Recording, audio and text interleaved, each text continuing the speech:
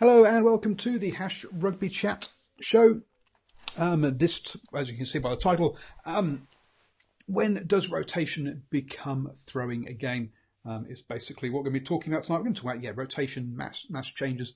We'll also talk about the new lifting laws. We'll also talk about 2020 international, the 2020 as in not as in the cricket 2020, but in the year 2020. What's the international structure going to look like? We'll have a look at the Pro 14, the Aviva Premiership and the Top 14, as well as a little bit of a kind of roundup. And then we'll say what games we're looking forward to this coming weekend. So, kicking off, the new lifting laws. So yes, there's a new lifting law that's been brought in. And Australia's very happy about this because they're seeing it as this has been the Folau law. So basically what happened was back in June, there was obviously a test series between Ireland and Australia. And during that, one of the key moments was that Richard O'Mahony, I think, was lifted by CJ Stander, and in came Folau, jumped up high as the guy who was lifted, and challenging for the ball. And because of some people are saying because of a poor lift, some people are saying because of contact, basically O'Mahony came down badly. Now, what this new law is saying is that the lifter has to bring down the person as soon as the ball has been claimed by either side safely. It's been brought down safely. Now, what is going to be interesting really is the application of this. The devil's always in the detail around these kind of things, and how referees going to judge fair contest, and all of that kind of stuff. So we're going to have to wait and see as to what the directives are.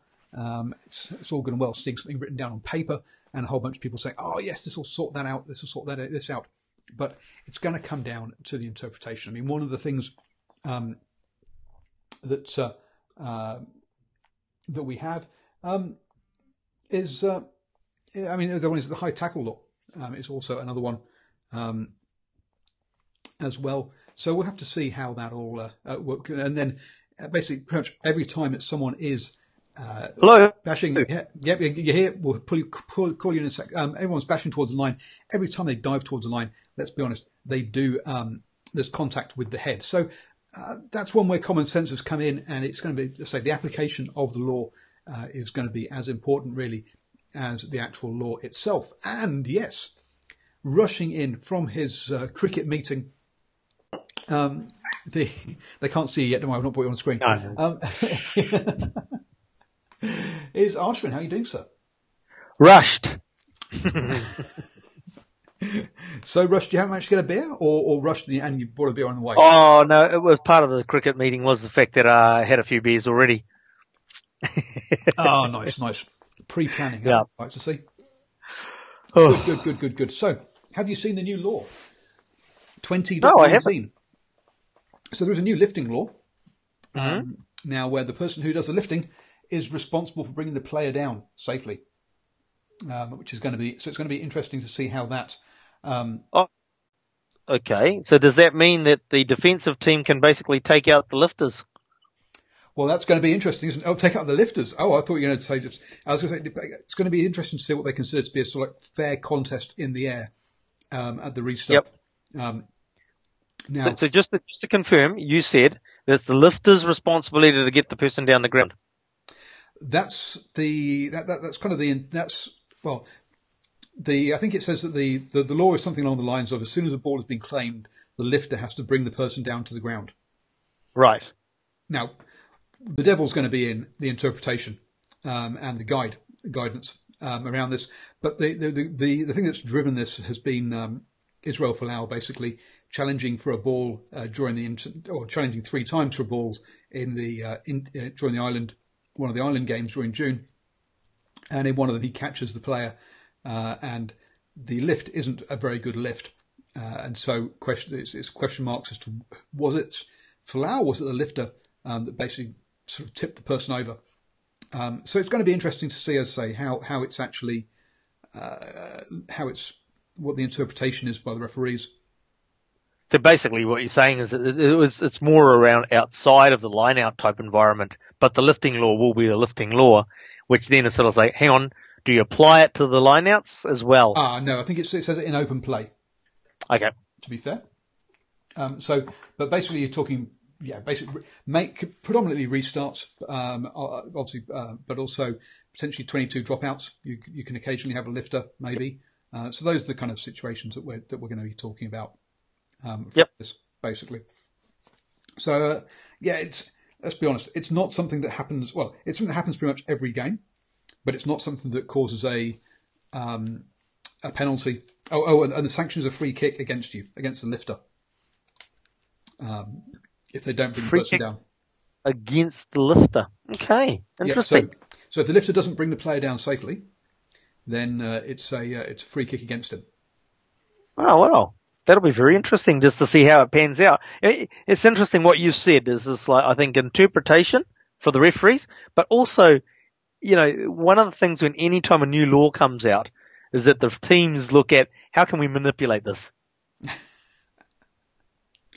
Yes, absolutely. I mean, one of the ones about contact with the player in the air and taking away the intent piece was that if you listen to Green and Gold Rugby a couple of years ago, again, this was an anti-Folau tactic that apparently we would have players like Conrad Smith effectively just running through the landing zone.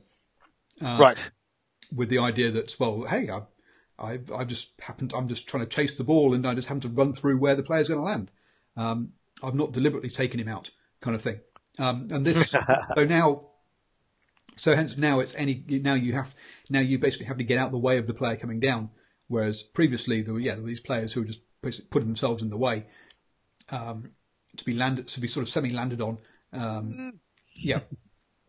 So it's interesting to see how these kind of laws are interpreted.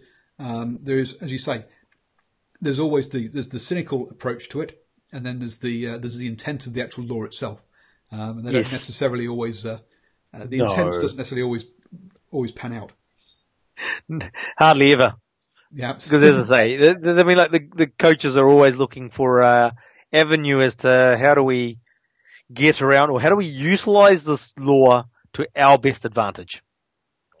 Yes, exactly. Now, you'd hope that someone wouldn't be utilising this law of basically saying, just get up there, make it look like you're intending to get the ball and just knock the guy out the air. Knock the supporter, the lifter out. Well, even just, the lifted person. If you take out, you hit the lifted person, it's the lifter's responsibility to get them down. So, let's just... Can't wait to see how that pans out. We will have to wait and see how it pans out. Because, I think there will be... I think we'll still have... I think the primary one will be, first off, are both people who are jumping, whether lifted or not, able to compete for the ball? And if they are, then it becomes the lifter's issue. If you can't compete for the ball, then you're basically taking the player out in the air. The player out, yeah. You just basically come along. A penalty being the more senior or the more severe of the two, because that would be a penalty rather than a free kick. Free kick. Therefore, the penalty will overrule a free kick, and it'll be a penalty against you. Well, and this comes in at what? When does it come out? This came into effect yesterday. Okay. And does it impact the current competitions? This came into effect yesterday. Okay, so right. Let's see how this goes with Mitre 10 this weekend. Well, Mitre 10, yes, that's one of them. But you can say that there's being a much more amateur level, the kind of the interpretations and stuff won't have been filtered down. The interesting one is going to be Argentina versus Australia, because Folau has been notable. Folau has not been leaping quite so much since his yellow card he got against Ireland. Mm-hmm. So will we see a return to him leaping lots, and which way will the whistle blow when he does so? So that's going to be the interesting game. 11:40 on Sunday, New Zealand time. Yep. Set your clocks, folks. Sit down and watch and see the aerial battle and the new laws, because I think it's going to be interesting. Yes. No. Looking forward to that now. Well, or anyway. Well, I mean, it's an interesting game to look forward to anyway, isn't it? Argentina, with the opportunity to not be the cellar dweller. Absolutely. I mean, they've now got 2 wins. Australia have only got 1 win. And looking at the bookies, because I did this earlier, because for some reason, not that I'm a gambler, but according to the bookies, let me find the actual odds. The Argentina are 1.81 and Australia are $2. Okay, so it's not, they've sort of got them almost a 50-50, sort of like the RG's getting the hometown sort of advantage, effectively, is what that is. Yep. So, but Argentina. So yes, Argentina are slight favourites according to the bookies. Yeah. Hey, just before we carry on, is the chat you haven't had a chat issue in the old YouTube channel? Maybe it's not working. I think it might be working. All right, cool. That's right. Sorry, folks. I will set up a new invite next week rather than just recopying forward the old one, which I've done. Taking shortcuts again. I know. And this is only the 3rd show tonight. I mean, perish the thought. World Rugby came out with something else as well. So obviously we talked last week about Augustin Pichot's League of Nations competition, and World Rugby sat down and talked about it for a while. And Andre, sorry, the YouTube chat is not working, but the Periscope one is. So there we go. So if you want to watch on Periscope and chat, you can do. Or you can also try the Facebook one as well. We're broadcasting to all 3 platforms currently. Sorry that the YouTube one isn't working. And they sat down for a week and talked about this kind of stuff. And they talked about a whole bunch of stuff. But one of the things they came out and then said was that, yes, we will be investigating making the international rugby, the non-competition international rugby more meaningful, i.e. trying to put a competition in, within the structure that we agreed in San Francisco last year. Which means they have 3 weekends available in July and 3 weekends available in November to play with, rather than Augustin Pichot's suggestion, which was to do it all in November. I've read elsewhere that basically, I've seen other people mention that this is part of Augustin Pichot's basically declaring war on the European club scene and trying to front foot it by making international rugby where all the money is, not club rugby. Now, clearly, Yep, sorry. Now, clearly, teams like New Zealand, Australia, Argentina, South Africa, who are a bit short on cash, will all be voting for this, because anything that means more money is good for them. The big question is, can the European unions who have got big stadiums that they fill out every time be persuaded to potentially not have those not have those games? We'll have to see. So which of the European, give me an idea, I don't know, you're not going to be able to list all of them. Which ones are actually able to sell out their stadiums, and what sort of crowd numbers are they getting? Are they getting 30, 40,000? Double it. Really? Wow. So, club games? No. This is for international. Oh, internationals. Okay. Yeah, Sorry. Sure. Yeah. So, okay. I mean, Twickenham is 80-odd thousand. Yeah. 80-odd thousand. Yeah. The Millennium Stadium is as well. Ireland's a bit smaller, and same for Scotland. They're slightly down on that, but they are now selling. They do sell out. And France, France again is in the 80-odd. Yes, Aviva. I believe Aviva's only is 40.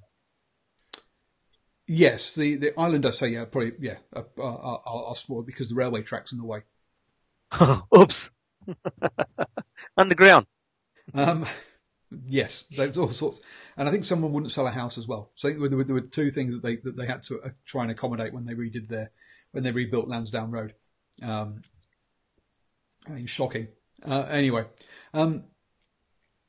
so those are the kind of numbers. I mean, you're talking if you look at your top European, or you look at your European side. So Exeter Chiefs, for example, their ground now is about 11,000 something or other, and they don't sell that out every game, but they're getting into those sort of around that sort of 10k ish kind of number. the Newcastle Falcons is down to like 5-6K. Oh, okay. So, the Leicester Tigers, I think they're 22K, and they've got by far the biggest club rugby stadium at about, Wasps will disagree with me there because they've got they took over the football stadium in Coventry, but traditional rugby stadiums, Leicester's is the biggest at 22. But it was kind of interesting that they didn't actually say what the format would be, but apparently there are 2 or 3 options on the table. There's obviously the original option that we talked about last week, which is 4 groups of 3. But there is also a question of 2 groups of 6. Quite how that would work out, I don't know. And again, they're going to revisit this in November when they have their next meeting. But there's also talk of, should it be October and November or July and November? Obviously, the indication is that they're looking at July and November currently, because that would definitely upset a lot of European clubs if it was October and November. So just to throw a little bit of a different angle on this a little bit. So let's say that the All Blacks sort of look at it and say, we need to create more revenue. What would be the prospects of some of those European clubs wanting to play the All Blacks in a midweek fixture? So, as a great profit sharing type exercise. There are definitely teams that are happy to do that, but there is questions as to they've got their own club competitions going on. So what quality team can they put out midweek? Basically, so that's part of the that's part of the problem. They will do that. I mean, we've had Munster obviously play the All Blacks previously, and they had their 3 New Zealand players do a hacker back to the to the All Blacks. So there are definitely these games have happened before. Yeah. I'm just surprised that to my mind, in terms of as an All Blacks fan or sitting here with a New Zealand rugby hat on, I don't understand why they don't take like an extended 30, well, they take an extended squad over to Europe anyway, and just adding a few more players and then actually putting in 3 or 4 midweek fixtures in, which then they can do a gate share with whoever they're doing the midweek games with. Yeah, the problem generally is that the clubs are also playing on the weekends as well. They don't stop for internationals. Yeah. And so the question is, then what kind of side can they put out? Can they put out a side? You almost get the feeling though is it didn't matter if they put out a man and his dog and a donkey out there. The fact is that their fan base is going to say, "Well, we're playing the All Blacks," and they're going to sell it out. And they have. I mean, the Leicester Tigers, I can remember also playing South Africa from memory a few years ago. So they have happened, but it is the exception rather than the rule. And there's been lots of talk of we saw when France came down during June window this time, they brought a Barbarian side down to play the Crusaders and the Highlanders, which was effectively an elongated or an enlarged squad. Yep.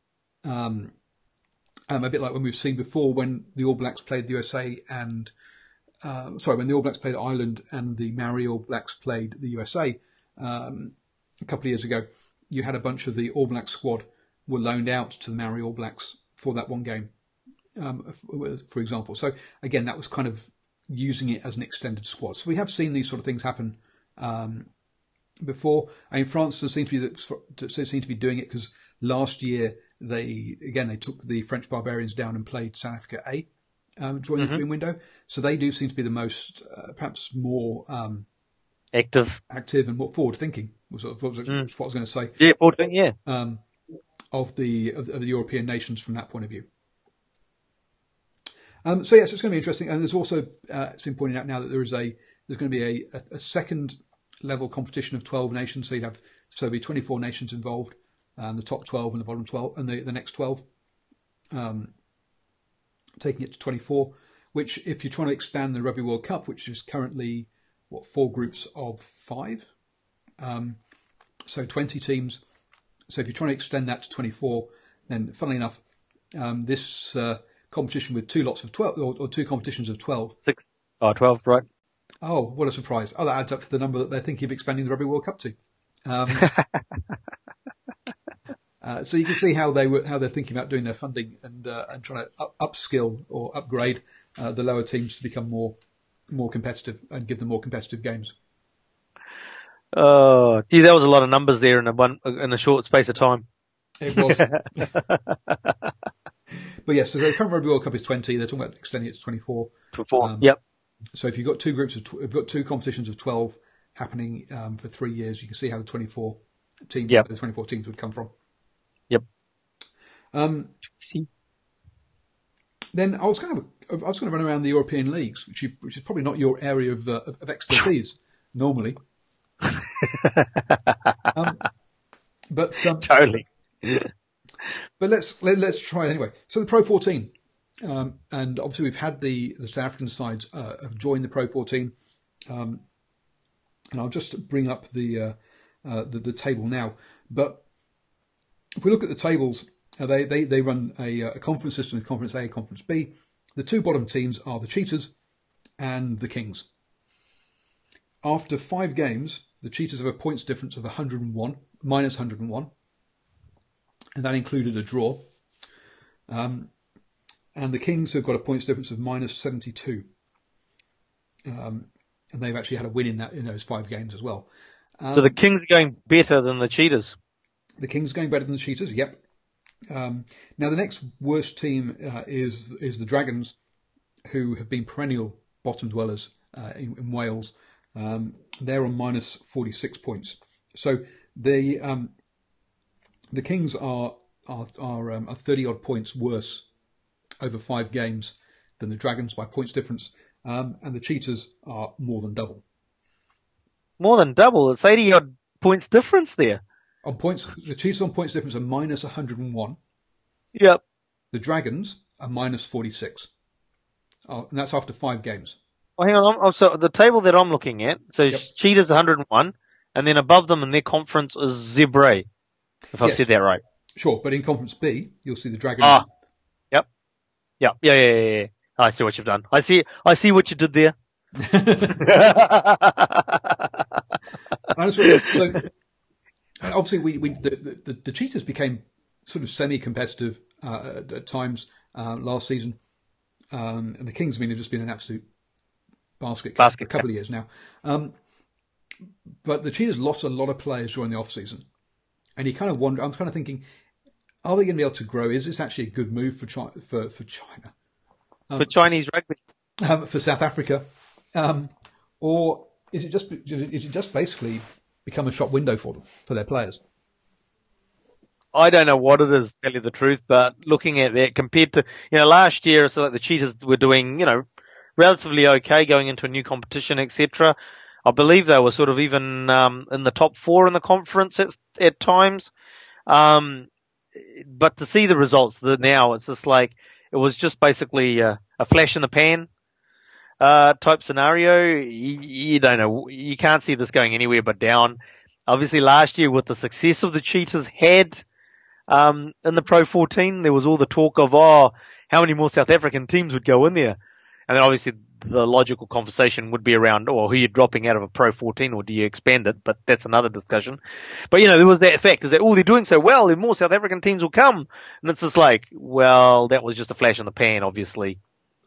They can't sustain the, teams in a Pro 14 if they're propping up both conferences. Yeah, Italy was doing that for a number of years, but over the last 2 years, last year particularly, we've seen both Benetton and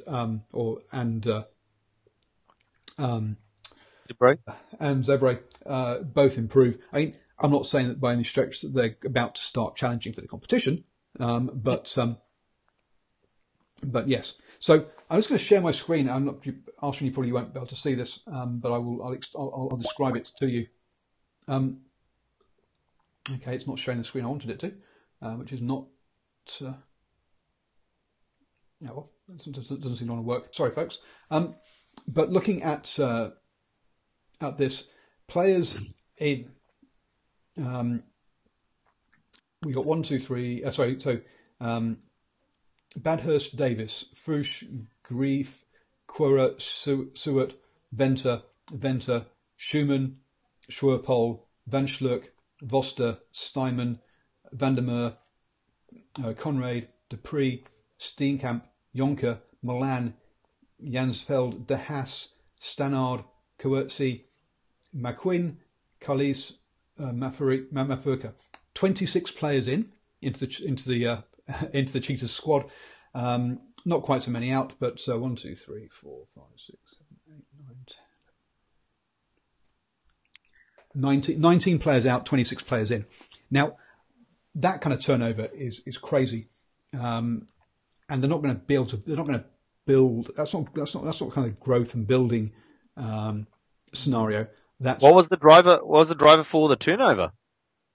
If we look at the where the players out are going, there's an awful lot of. There's a couple. There's a couple. So one injured, one not named. 3 of them go to other South African teams, but about half of them go to Japan. 3 of them go to France, and 3 of them to Wales, and 1 of them to England. So as I say, it appears that it's become a shop window. Mm. I was gonna ask that question. Basically, is this like basically if the sort of says, oh, hang on, no, we want to go play Super Rugby, so the Super Rugby side's picking them up. Obviously, you mentioned the Japanese sides. I hadn't actually taken that into account. But yeah, obviously the easier rugby with better money in Japan. And then obviously the really good players, if they really shine the light in Europe, the French guys come along and cherry pick them, don't they? Yeah, so one's gone to Montpellier, another one to Bayonne, and one to Aurillac. Now so one of them's gone to Div 2 in France, the other 2 are in, actually 2 of them to Div 2, 1 to Div 1, I think. We've got 7 players heading over to Japan, 2 to Scarlets, 1 to Ospreys, so there's been 3 of them going to Wales. Then one to Worcester Warriors as well. So yeah, it does look like it has become much more of a kind of a shop window. All the players coming in have all come in from, well, not all of them, but the majority have come in from South African teams. A couple have come back from returning from Japan, but yeah, on the whole, it is South African players moving in. Interesting, considering if you do say it's a shop window players going to Ospreys and Scarlets are in the same competition. They are, but they're getting picked by teams with more money, basically. Okay, yeah. Is what I mean by it's, yep. So yeah, it doesn't look to have been a fantastic experiment to start off with. I don't believe the Kings have been quite so decimated, but then again, let's be honest, last year they didn't do quite so well, so they're probably not as in demand either. The Kings have never been decimated at any stage in their existence. They've just been down there that long. To be fair, a lot of players did leave after Super Rugby before they went to the Pro 14 because they'd all found themselves new jobs. And they didn't know what was happening. They had no security. But if you look at the turnover in the Kings has been much less. And also, if we look at where their players have gone to, they've generally gone to South African teams rather than overseas. 2 of their players have left. So when you say South African teams, Super Rugby South African teams or the Currie Cup South African teams? Currie Cup South African teams. So basically they've decided that they're not. I mean, they put together their squad last year with about a month's notice or 2 months' notice. So it was basically who is available, we'll have you. What we've seen then is that the players that haven't stood up and been good enough have gone back to their Currie Cup sides. and the players that have done well in the Currie Cup, be it either the Premiership or the Championship, because a bunch of players from Eastern Province Elephants, who I've never heard of before, have joined the side. So I think they've then cherry picked the best players who haven't gone to Super Rugby from the Currie Cup to come into into the Kings. So the most important question: how long does this experiment carry on before the Pro 14 says, "Nah, see you, bye"? Well, my understanding was it was a 5-year deal, from memory. Okay. So this is year 2, and if we look at someone like the Sunwolves, Sunwolves have taken it's 3 years now, or is it 2 years now 3 years now in Super Rugby? Yeah, I think it's 3. And they've they've started to become competitive and beat some sides. So to expect that the Cheetahs and the Kings would become, and especially the Southern Kings, will become competitive straight away was never going to happen. It was going to take time. Yeah, you're right on the Southern Kings, but the Cheetahs have been around long enough to have a team. They didn't have all the disruption like the Southern Kings did around, whether they had a team, didn't have a team, signing up players. So the Cheetahs really shouldn't be in the boat that they're in. No, they shouldn't be. They should have. They should again be competitive at home and probably struggling on the road, which is what they were last season. This season, they're not even competitive at home. They did get a 39-all draw, which leaves question marks on both sides' ability to defend, to be honest. But other than that, yeah, they've lost all their games. Yeah, I can confirm the Sunwolves have been going for 3 years. And remember that in this year, they beat the Stormers, the Bulls, and somebody else. Gone blank now, but not the Blues. Not the Blues this time, no. But until they rested their players, and their international players for the June window, and they obviously their tour to Australia was a bit of a farce. But until that happened, they were, they were a competitive side. So it took them 3 years to step up. Hopefully that's what we'll see from the Kings, but the experience of the Cheetahs is as soon as you get decent players, they're going to go for more money. So we'll just have to see how that kind of pans out. I suppose that comes down to the Cheetahs becoming better at their back office management, isn't it? When you're signing your players, you're going to have to be putting longer contracts in front of them so that you don't they shine in Pro 14 and they're snapped up because their contract's over. Yep, there's or they're going to have to get some more money from the SRU, and that the cash they get from this is enough to support themselves and have similar budgets to the other the other Pro 14 teams. Would Saru give them more money? Why would Saru give them money? They're going out and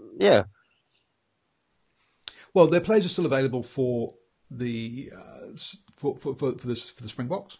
Springboks, yep. That's not changed, and you don't know how much of the Pro 14 money, TV money, are they getting, and how much of that is SRU using for other purposes. So who knows? That was kind of interesting. That's what's happening there. Over in the Aviva Premiership, it's looking like a 2-horse race with the with Saracens and the Exeter Chiefs, both having won 5 games out of 5. The Exeter Chiefs did slip up last weekend and didn't get a try bonus point for the first time, whereas Saracens continued with 5 try bonus points from 5 games. So it's looking like a 2-horse race for those two teams. Wasps have lost 1 game and sit in 3rd. Everybody else has got a losing or at best a drawing record. So from 4th down to 12th, it's looking like most teams can beat each other, and who knows who's actually going to get relegated this year. But it looks like a very open season, apart from the top 3.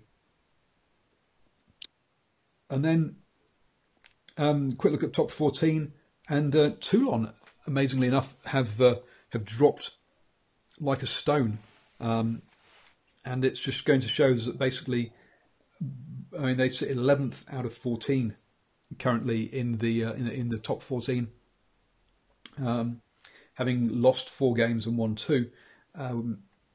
You've got to say that but it shows that just buying a team and buying players doesn't always work. And basically, since Johnny Wilkinson has left, it does appear that they have kind of gone downhill since then with the whole team morale. And a lot of players around that organisation did say at the time that whilst he didn't demand it of other players, just because he was so conscientious and so hardworking, that other players would naturally do the same sort of thing. Oh, absolutely. Look, that's not unique to the sporting field, is it? The fact is that you get a leader within your organisation that puts in the hard yards and people feel compelled to follow. So if you do get your best player in the team or one of the top players that really puts in the hard yards, that puts in the extra effort, that new kid that's just got his first year in that team, he's gonna see that work ethic, and he's going, oh, that's what I need to do to be at the top. In the corporate environment, it's no different. You see your manager that puts in the hard yards, and you sort of think, oh yeah, he's doing it, I do it too. He's not just telling me to do it. I'm doing it. He's doing it. I'm doing it too. Yeah, and you look at some of Julian Surveyor's just gone there. Now, Julian's wonderful winger, great player, but his self-discipline during the off-season wasn't always the best. Let's be honest. And and so if you put him in an environment, and you get a number of other players like there. I mean, Mar Nonu, another player who at Super Rugby level and during off-season wouldn't necessarily be fantastic. And I'm trying to think who else has kind of been there, but there'll be a number of players there who haven't.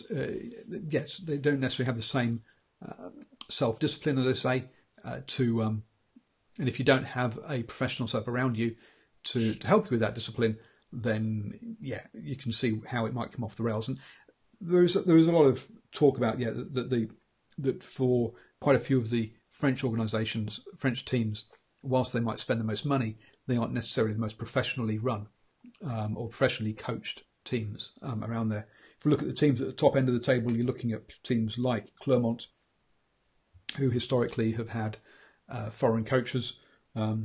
Stade Francais, Racing 92, obviously has had people like Johnny Sexton, Dan Carter. Now it's got Finn Russell. You got foreign fly halves there. Let's suppose Dan Carter is someone who I think would have demanded a certain level of professionalism, even if he did do a bit of drink and driving during the week. And Montpellier are in top half as well. Leon have also got a foreign coach. So you've got to say that perhaps some of the better back office teams are floating to the top now rather than just purely cash teams to a certain degree. Look, I think, in rugby in particular, we've always seen it. It's not necessarily the team that's stacked with the players. It's the team that's got the best work ethic, the teams that put in the hard yards, the teams that do the extra work off the field that rise to the top. Now, quick advert break. Don't forget you can help support the Driving Maul by going to patreon.com/drivingmaul. And for as little as $1 a week, you can support the show. Hopefully got some interesting interviews lined up that will be released to Patreons ahead of time than to others. One of the ones that we'll try and be doing later in the year, once the international window is over, is I'm hoping to have a chat with Roger Randall about he will be one of the assistant coaches for the Maori All Blacks, who will be touring North and South America. So I'm hoping to sit down with him when he gets back from that tour to talk about the Maori All Blacks and that tour and how they come together as a squad. I think that could be an interesting story. So hopefully that'll be coming out in December sometime. And also I've been talking with the Waikato setup about trying to get some interviews around the behind the scenes interviews that we've had some of before as well. So hopefully those will happen this week. Finally then, player welfare. And let's get the topic that was the title of the show. When is rotation basically throwing a game? Yeah, look, it's especially obviously we see it over here, don't we? I mean, like with the Storm week, where you got to do your player management through that period.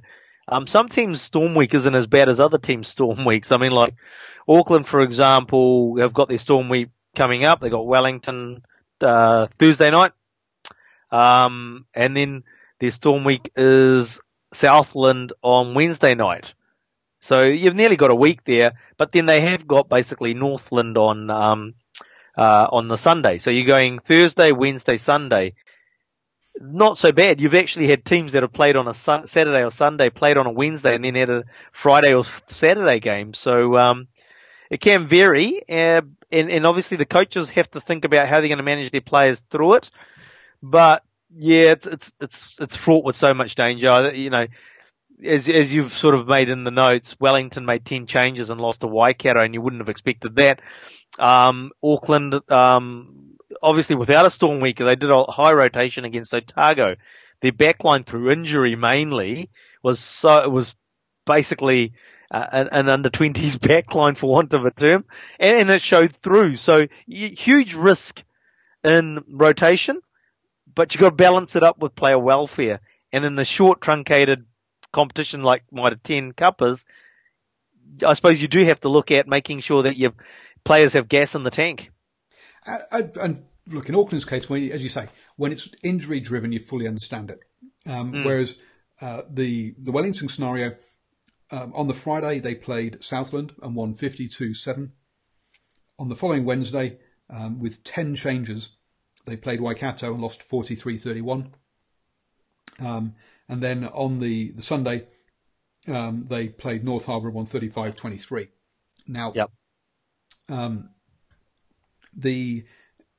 again, I'm pretty sure there were a whole raft of changes between the side that went out against Northland than there were against Waikato during the midweek. Now, Southland haven't won in 2 years.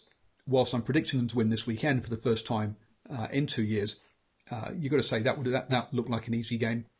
Admittedly, Waikato had lost 3 in a trot going into that game, and I think they basically took it a bit too easy. And I think 10 changes was a bit was a bit too many. The example in Europe that's caused a lot of discussion is Bath changing 13 players going into their game against Saracens. And I was just listening to the Egg Chasers podcast today. They talked about it as well. And apparently the Saracens and Bath up to that point had used a similar number of players. I think Bath actually used a couple more, like 20 odd players, or 20 odd changes or something like that, in the first 4 games. And then in the 5th game, you suddenly saw Bath go, well, we're travelling away to Saracens. We're going to lose anyway.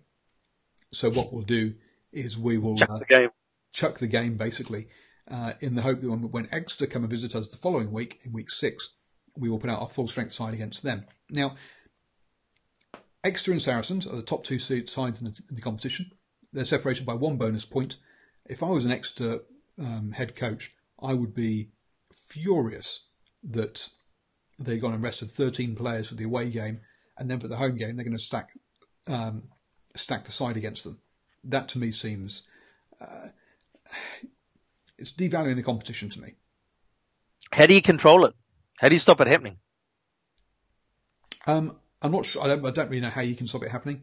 You can't really, can you? I mean, I'm all for rotation. I do not believe in playing every player every single game and killing them. I think there should be something in the region, and I'm not quite sure how many, but somewhere between 25 and 30 games that players should be allowed to play in a season or in a 12-month period. I would start that 12-month period for Northern Hemisphere players at the end of May. So basically saying, right, the international games come first, and then and I would say, and for down in I don't think the Southern Hemisphere teams have the same issues, but again, so you could probably start at the beginning of the year rather than starting it sort of before the Rugby Championship. But I do believe in rotation. What I don't believe in is sending out a second team en masse. I mean, make 5 changes every single game rather than making 13 in one. It's an interesting one though, isn't it? Because it's just like, let's take, let's change the role of the coach and let's call him a manager. You're managing your season. You're looking at what's the best way to have the most successful season that your team could have. Now, that doesn't necessarily mean that for your team it's about being number one. It might just be coming into the finals game sort of thing, post-season type environment. And it's just like, okay, so the best way to achieve that is to basically roll out the Ilford second 11 onto the pitch. Why wouldn't you take that if because you're looking as a manager, you're looking at the whole season holistically. I understand, and Rugby Saracens has on Periscope or on Twitter has gone and said this is one of the Rugby United accounts. Do follow Rugby United, fantastic accounts. But he's said 13 changes was ridiculous. Can't all play salaries with sub-strength sides. Robs the fans. The Saracens fans want to also see a proper competition, not their side just rolling over the opposition. Tickle my tummy. Now, part of rubs your tummy. Part of the of it, I guess the only argument I can see coming up with it is combinations. Is that you can say, oh well, we spent 2 weeks practicing those combinations, so actually putting those combinations out is better than just rotating 5. But do you? I get what you're saying that it gives all my players the week off. But I think you can. I think you can give your players a week off, but in a more rotated fashion rather than just removing the whole lot. One of the topics we'll be talking about tomorrow night is about how the All Blacks have changed since 2019. An interesting article in the on Rugby Pass where they talk about the complexity of attack and how the complexity of attack has increased. And maybe that's part of it. Again, is that it's about combinations rather than other things. Rugby Saracens he obviously was there, and he said, look, in Bath's case, Bath didn't practice those combos. It was an embarrassing one-sided game. And for Bath, one of the sides people have been talking about potentially being top 6, top 4 even. That's just not acceptable, really. And comes back to actually why I don't actually rate Todd Blackadder. I think we've talked about him before. His record at the Crusaders is that 9 years. 9 years there, no titles, and then the guy who replaces him goes and gets 2 titles in 2 years. Yeah, that speaks volumes, doesn't it, really? When you mention that, actually, it's just like you had all that cattle for how many years, and arguably, that first year that Scott Robertson won his title, then Blackadder had teams that were stronger than that, and yet wasn't able to get it done. And I think one of the big things that we've seen, one of the things that came out of Blackadder's reign was that the Crusaders are always slow starters. And one of the things that's changed big time in this, under Scotty Robinson is that the Crusaders win their first game of the season. They're up and at them straight away. Whereas, he didn't seem to be able to structure pre-season properly. Now look, it's that whole Crusaders start the season slowly. Normally it's just.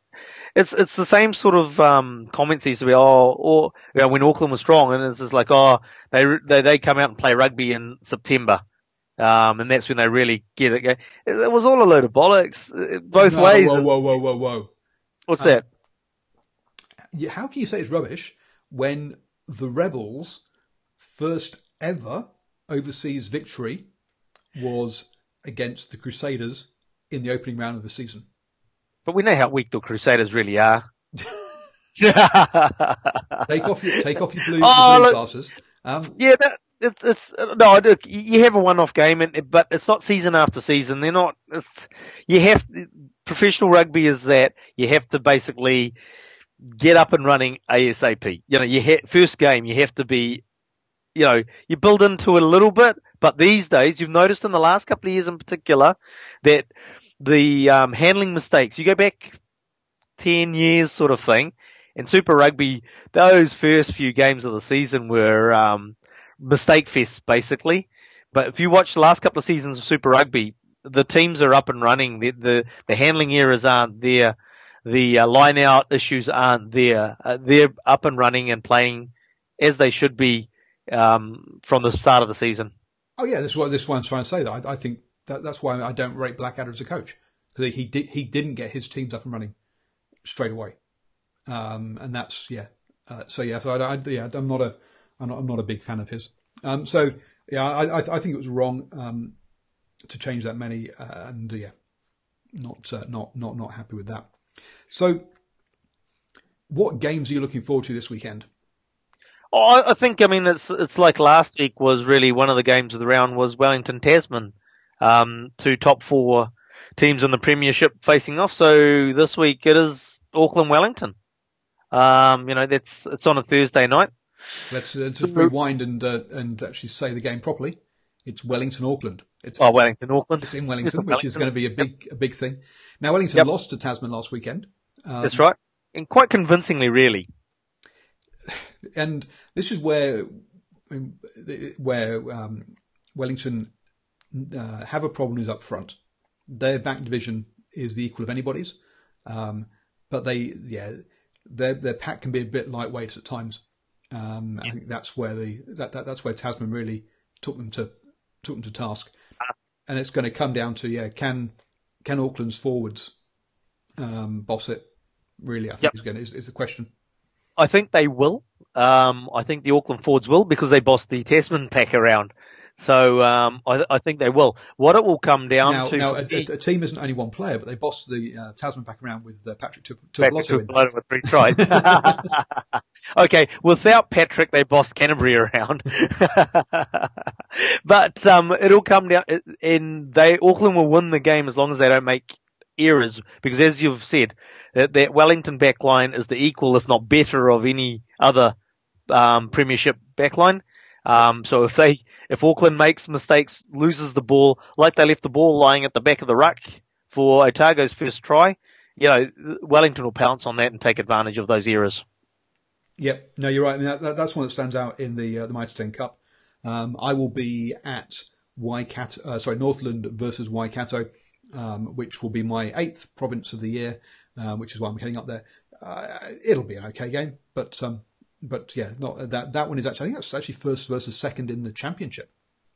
So important for home finals there. But not the cracker that Wellington versus Auckland should be. It'll be interesting, because I think that is unfortunate that Wellington Tasman game, I think, didn't quite live up to the expectations, because it was quite a difficult night in terms of the wind conditions. I think that sort of had a bit of an impact on the game. Yeah, it's in Wellington. What a surprise! Looking at the Premiership, a couple of games that stand out. You got Sale versus Newcastle, two sides we didn't expect to be in the relegation battle, but are now in 11th and 12th. So that's obviously got a lot riding on it. In that one, over in the Pro 14. There are some crackers there, because we've got Scarlets hosting Ospreys. Cheetahs versus Kings. No, not Cheetahs versus Cheetahs are away to Edinburgh, which I'm expecting Edinburgh to hump to beat them quite comfortably. And the Kings are away to Treviso, much improved Italian side, so Treviso will win that one quite comfortably as well. No, we got Scarlets Ospreys, the two sort of top sides in Wales, which should be a cracker, and Leinster versus Munster.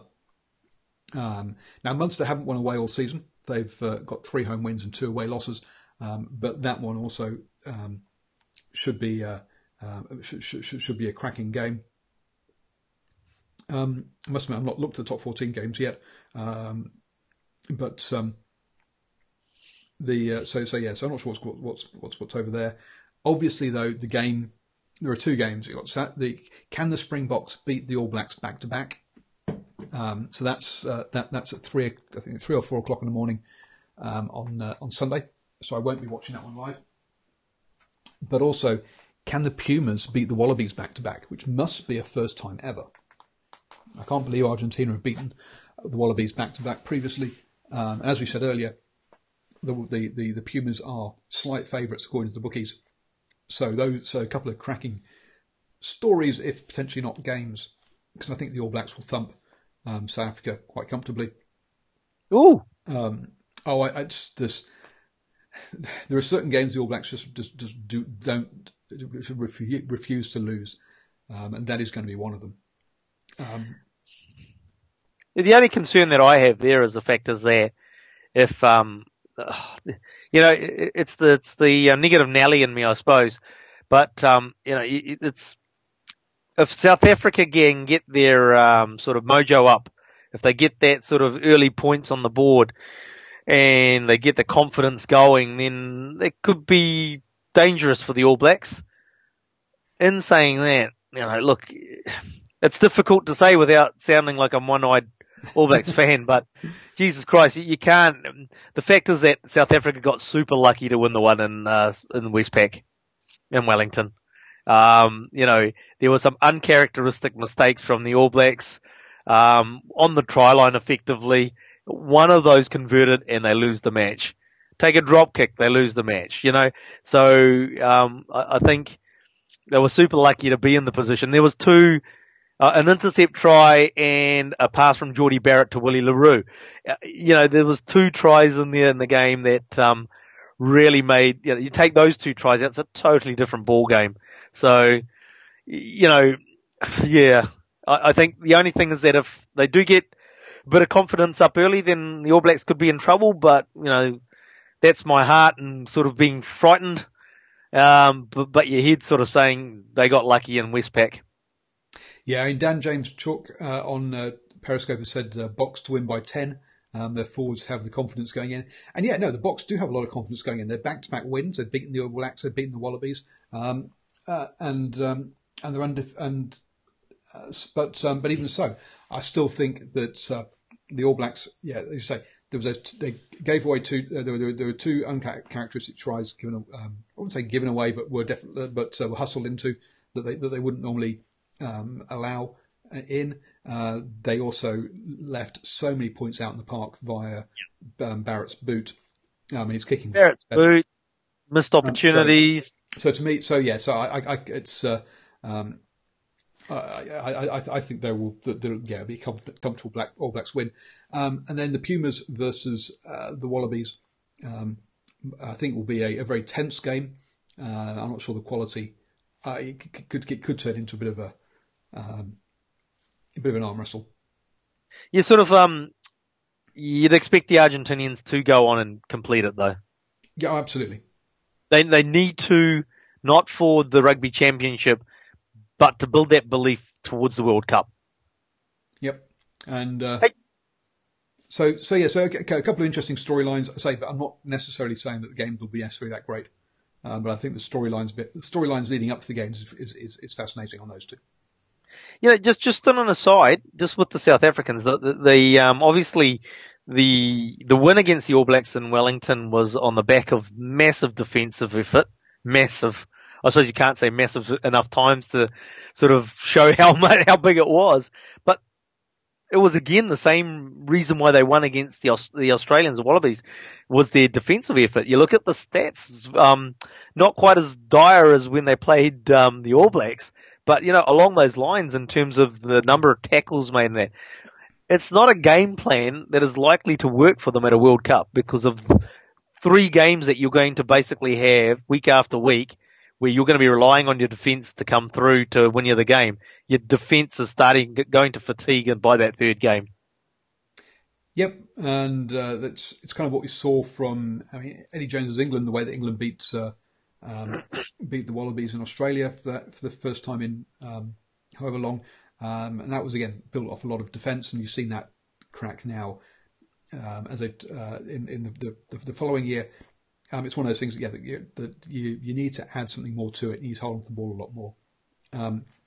The other competition that's actually happening this weekend, so the Curry Cup is taking a weekend off, but forgot to mention the NRC is happening, and we have first versus third in Fiji Drua, who topped that competition, hosting Canberra Vikings in that one, so that should be good. And also Melbourne Rising versus Western Force. All the games between Melbourne and Western Force going forward, so are all going to be grudge matches, so that'll be an interesting one as well in that competition.